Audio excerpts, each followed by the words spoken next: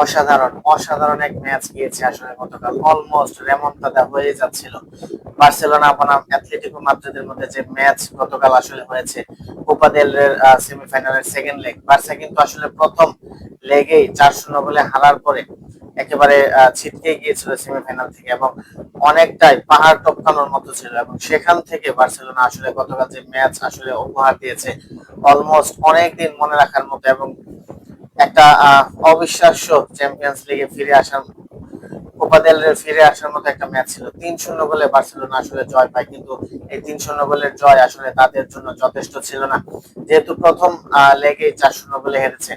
এবং গতকাল যে ম্যাচ আসলে বার্সা খেলেছে সেখানে কিন্তু অ্যাথলেটিকো মাদ্রিদের মধ্যে আসলে অ্যাথলেটিকো মাদ্রিদের জন্য আসলে কিছুই করার ছিল না যেন।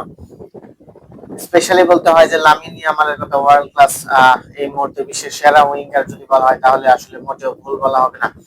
এবং যেখানে পেদ্রি রয়েছে এবং রয়েছে রাফিনা, এই ট্রিও যখন আসলে বার্সেলোনার হয়ে একাদশে নামে আসলে সেটা আসলে অন্যরকম একটা উত্তেজনা তৈরি করে। এবং লামিন ইয়ামাল, পেদ্রি এবং রাফিনা এই তিনজন যখন বার্সার মাঠে থাকে তখন আসলে বলাই যায় যে আসলে ম্যাচটা কোন রকম উত্তেজনাকর আসলে হতে যাচ্ছে। এবং লামিন ইয়ামালের কথা স্পেশালি বলতে হয়, এই মুহূর্তে আসলে বিশ্বের সেরা অন্যতম সেরা প্লেয়ার হচ্ছে লামিন ইয়ামাল। কি নেই আসলে লামিন ইয়ামালের মধ্যে? ড্রিবলিং স্কিল, পাসিং এবং আউটস্ট্যান্ডিং ফিনিশিং।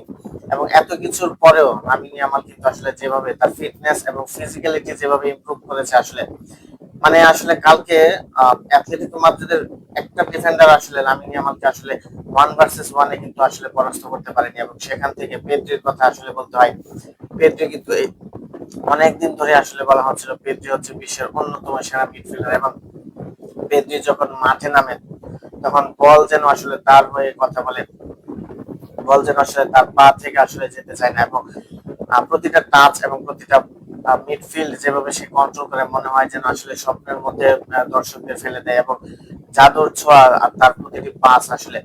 এবং এই মুহূর্তে আসলে অ্যাটাকিং এর দিক দিয়ে আসলে বার্সেলোনা কিন্তু ইউরোপিয়ান টিমগুলোর মধ্যে নাম্বার 1 থাকবে আসলে।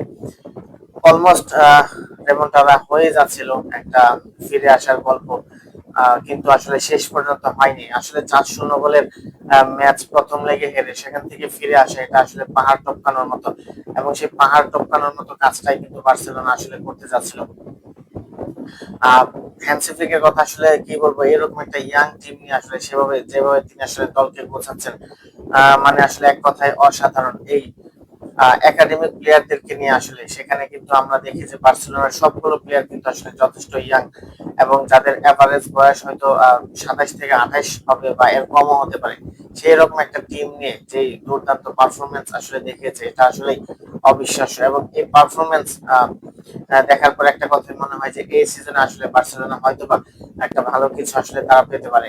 অন্যদিকে আসলে অঘটন ঘটে গিয়েছে এর আগের বার্সেলোনা মাঠে নামার আগের দিন আসলে রিয়াল মাদ্রিদ কিন্তু গেতাফের কাছে অবিশ্বাস্যভাবে ঘরের মাঠে তারা কিন্তু আসলে রিয়াল মাদ্রিদের কাছে রিয়াল মাদ্রিদের মাঠ থেকে গেতাফে কিন্তু পয়েন্ট নিয়ে গিয়েছে। এবং এটা আসলে একটা বড় ধাক্কা লা লিগাতে রিয়াল মাদ্রিদের জন্য। 4 পয়েন্টের ব্যবধান কিন্তু আসলে হয়ে গেছে। এবং এই 4 পয়েন্টের ব্যবধানের কারণে কিন্তু বার্সেলোনা কিন্তু আসলে একটা ফেভার পেয়ে গিয়েছে যে লা লিগাতে আসলে এখন তারা 4 পয়েন্টের ব্যবধানে এগিয়ে রয়েছে টপে। আমরা যদি আসলে আবারও অ্যাথলেটিকো মাদ্রিদ এবং বার্সেলোনার ম্যাচের কথা বলি, অ্যাথলেটিকো মাদ্রিদ আসলে এই মুহূর্তে কোনো ধরনের সুযোগ পায়নি। টান এবং ডাস্টের একটা ম্যাচ ছিল বার্সেলোনার জন্য, এক কথায় অবিশ্বাস্য, ওয়ার্ল্ড ক্লাস,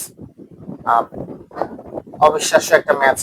বার্সেলোনা মনে রাখার মতো একটা ম্যাচ উপহার দিয়েছে। বার্সার কিন্তু আসলে পেদ্রি কিন্তু অনেকদিন ইনজুরিতে ছিল, এবং সেখান থেকে ইনজুরি থেকে ফিরে আসলে যেভাবে তিনি পারফরমেন্স করেছেন, এটা আসলে বলার অপেক্ষা রাখে না। এবং গতকালকে বার্সেলোনা আসলে যেভাবে খেলেছে, হ্যান্সি ফ্লিকের ট্যাকটিক্সে খেলতে গেলে কিন্তু প্লেয়ারদেরকে আসলে অনেক বেশি ফিজিক্যালিটি থাকতে হয়, এবং সেটাই কিন্তু আসলে বার্সার প্লেয়াররা প্রমাণ করছে। এবং যার কারণে কিন্তু আসলে প্লেয়াররা আসলে ইনজুরিতেও বেশি বেশি পড়ছেন। এবং বার্সেলোনার এই ম্যাচ থেকে কিন্তু আসলে অনেক বেশি আত্মবিশ্বাস নিতে পারে, যেহেতু সামনে তাদের চ্যাম্পিয়ন্স লিগের ম্যাচ আছে, তাদের লা লিগাতে তাদের ম্যাচ আছে। অবিশ্বাস্য এবং দুর্দান্ত আসলে ছিল বার্সেলোনা, যদিও তারা কোপা দেল রের ফাইনালে যেতে পারেনি। অ্যাথলেটিকো মাদ্রিদের জন্য এটা একটা দারুণ সুযোগ কোপা দেল রেটা আসলে জেতা।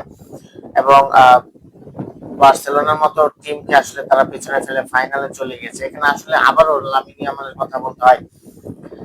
কি দুর্দান্ত না আসলে লামিন ইয়ামাল, তার প্রতিটা পাস এবং তার যে ড্রিবলিং স্কিল সবই কিন্তু আসলে এক কথায় অসাধারণ। এবং লামিন ইয়ামাল কিন্তু গত কয়েক বছরে আসলে শুধু যে তার পাসিং এবং ড্রিবলিং সেটা কিন্তু না, গত কয়েক বছরে কিন্তু আসলে তিনি আসলে তার যে ফিজিক্যালিটি সেটাও কিন্তু আসলে দুর্দান্ত ভাবে ইমপ্রুভ করেছেন। এবং গতকালকে আবারও বলতে হয় যে অ্যাটলেটিকো মাদ্রিদের যে ডিফেন্ডাররা ছিল তারা কিন্তু আসলে যথেষ্ট পেশি শক্তি ব্যবহার করে খেলেন, কিন্তু তারপরেও 1 ভার্সেস 1 কিন্তু লামিন ইয়ামালের কাছ থেকে আসলে ওইভাবে আসলে বল উইন করতে পারেনি। এটা কিন্তু আসলে দারুণ একটা ব্যাপার আসলে। এবং পেদ্রির কথা আবারও বলতে হয়, পেদ্রি এবং রাফিনহা এবং লামিন ইয়ামাল এই তিনজন যখন একটা টিমে থাকে তখন সেটা কিন্তু আসলে একটা দুর্দান্ত ব্যাপার হয়ে ওঠে আসলে বার্সেলোনার জন্য। এবং সামনে যেহেতু তাদের চ্যাম্পিয়ন্স লিগের ম্যাচ আছে এবং লা লিগা যেহেতু তারা কোপা দেল রে থেকে বের হয়ে গিয়েছে, সেটা কিন্তু আসলে তাদের জন্য একটা দুর্দান্ত ব্যাপার হবে। এবং আশা করাই যায় যে বার্সেলোনা হয়তোবা এই সিজনে আসলে তারা কিন্তু চ্যাম্পিয়ন্স লিগে ভালো কিছু করতে পারে।